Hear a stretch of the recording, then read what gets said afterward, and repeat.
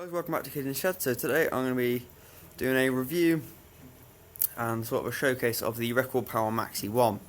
Now there's basically no media at all on the internet for whatever reason, considering it's their top of the range lathe. You'd think they would.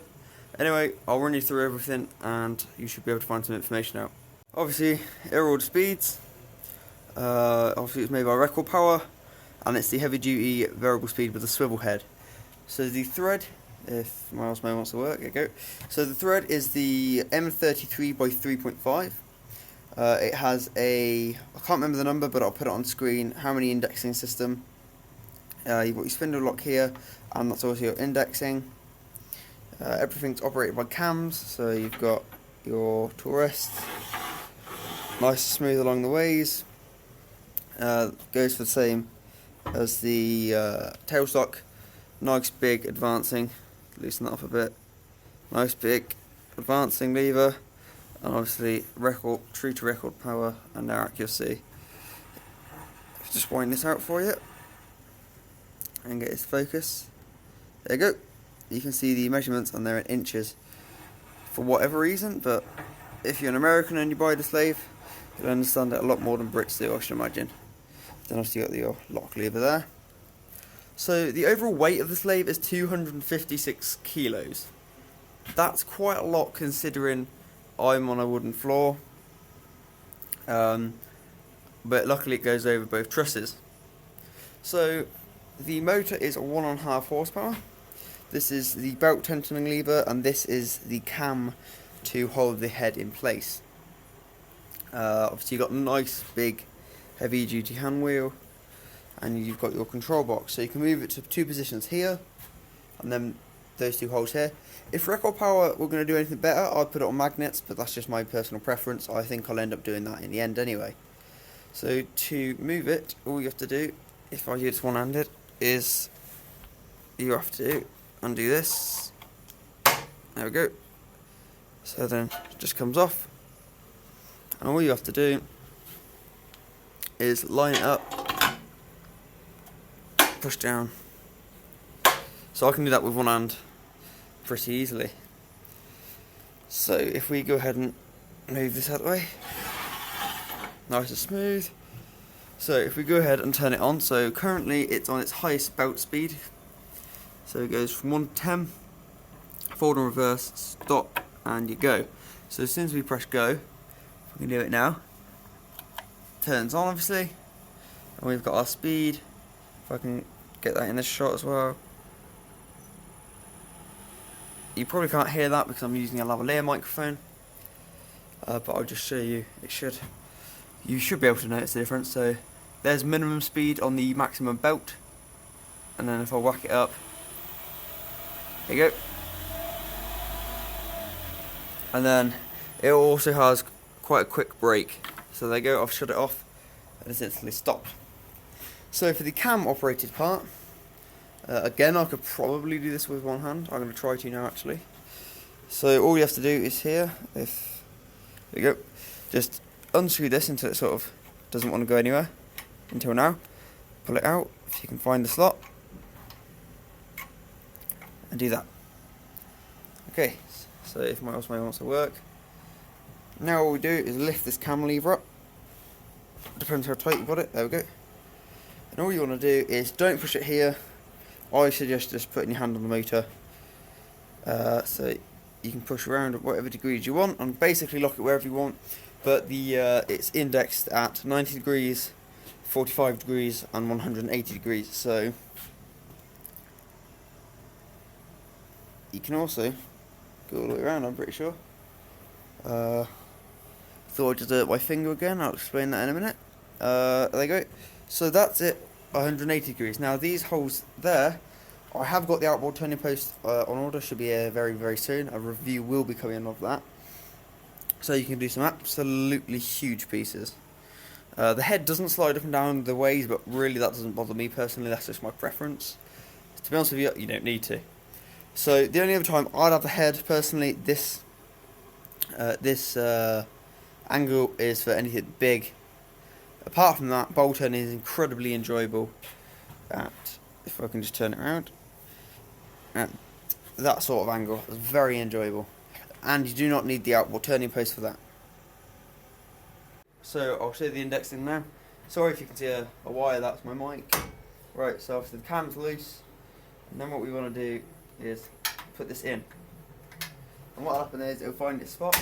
So right, there's one. Pull it out again. And then it'll find another one any second. There you go. Pull it out. And then it will lock at 90 degrees. And you just use quite simply turn that and push the cam lever roughly halfway down. The belt is incredibly easy. I wish they had some sort of knob, but oh well. So this isn't the Allen key they supply. I've already lost it. It's a, what is it? I'll put the size on screen. You just undo this. So it has got micro triggers, so you can't turn the lever on with the door open, and you also cannot lose this. It's stuck in there, so that's really good. So now we can basically see the entire headstock assembly. As with everything from Record, very well and heavily made. Casting's really nice as well. But anyway, so here obviously the inside of the head is. So you can probably just see there is the indexing, and you can see the holes here. Obviously you've got the belt, so we've got 1, 2, 3, 4, 5, 6 stage pulley, and then we've got our micro trigger here, which when that's pressed in, it will allow us to turn the lathe on. So to change the belt, all you need to do is just get the camera angle, this lever here, pull towards you so it is 90 degrees to the lathe, lift the motor up, and then lock it back, and that will just hold the motor lifted up. Open the door, the back is slacked, and then you can just slide it across. I'm going to leave it on this speed because this is my personal favourite. Make sure the belt is properly aligned, and then all you simply do is once the belt's aligned, the weight of the motor is going to put pressure on, and just quite simply push the handle. Very easy. You can basically do it with one hand. And then once you've done that, make sure the door is closed by simply getting the Allen key, doing up, and it will find its way instantly. Just do it up snugly. There we go. So it's basically as simply as that. So with the lathe, the accessories that they will send you are the following: a Morse 2-taper 4-prong drive centre. They will also send you a Morse 2-taper, this is all Morse 2-taper, live centre. And then finally Record, I've got a knockout rod. Got the knockout rod here for the head stock and the tail stock. And then they'll also send you, I'm not sure the diameter of this, but the faceplate, and it also has the set screws for if you want to put it in reverse. I only ever use that for sanding. And then it also sends you one of these spanners, but for some reason I've got two. The reason I know it's one is if you look at the inventory in the instruction manual, there's only one, but more the merrier. So this is for obviously, so if we lock the spindle, and for this, to lock the spindle, you pull this out and you twiddle it around until it finds its hole, and the spindle is instantly locked. For the sake of the spanner, that could be used for if you were trying to get a faceplate off. So if I just screw this on, trying to do this without getting in the way of the camera. Alright, I'll do it from this end here. There you go. Oh, I think one of the set screws are out. So it's the same Allen key as the it's the same Allen key for the entire lathe. Just gonna undo it, if I can remember which way is undo. There you go. There you go. Faceplate's on. So obviously if you've just done a turning and you really cannot get it off, obviously lock the spindle. It's got two different diameters. Get the biggest one and just simply undo it. It's pretty simple. For me, I've just hung it all up on the wall, but that's nothing to do with the lathe. Unlock the spindle and hold the faceplate with your hand and unwind with the hand wheel. as simple as that. As I said, record, I've got a knockout rod. So once that's in, just get the knockout rod. It goes in through the back of the headstock, straight out. So it's very simple. It's very similar to other lathes. So with the machine, you'll get 2 tool posts. So we go down here a bit and we have a look. So here's the banjo.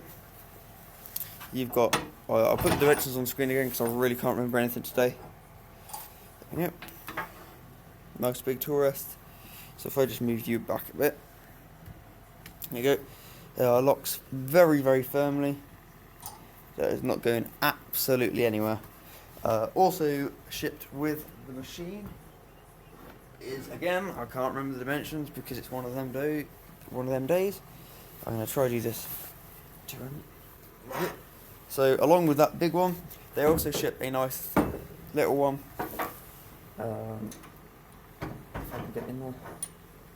There you go. Nice size, and obviously once you've released it, it's very easy to move. Comes all the way out, goes all the way in. Does whatever you want. Again, with the tailstock, slides super easy. Locks down nice, and everything is just very smooth.